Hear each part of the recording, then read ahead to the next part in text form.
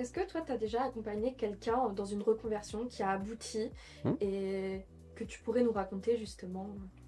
Bon, alors il y en a toujours certains qui nous marquent un peu plus que d'autres. Il y en a une qui me marque, qui m'a marqué, qui se reconnaîtra peut-être.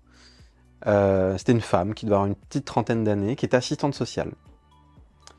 Et quelqu'un qui était pas seulement dans une transition professionnelle, mais dans une transition de vie globale, qui avait tout chamboulé dans sa vie personnelle.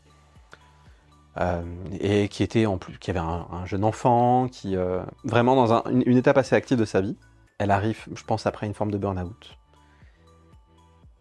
Et quand elle vient, elle est vraiment dans un dénigrement de son ancienne activité, un ras-le-bol complet, un épuisement. Et en fait,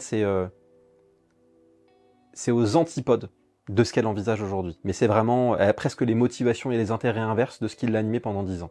Cette personne, je me souviens encore, on fait quelques tests d'intérêt professionnel.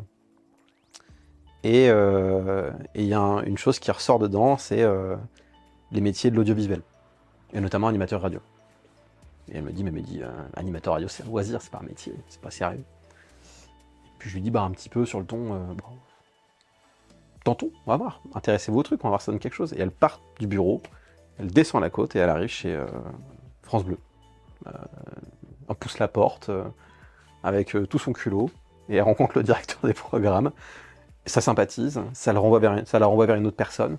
6 mois après, elle se formait à l'INA à Paris, donc l'Institut National pour l'Audiovisuel, pour être animatrice radio. Et elle revient en se disant que son projet va être compliqué et son entreprise l'a reprise dans la structure pour devenir sa chargée de com. Et maintenant, elle est chargée de com de l'entreprise qu'elle avait failli quitter en tant qu'assistante sociale.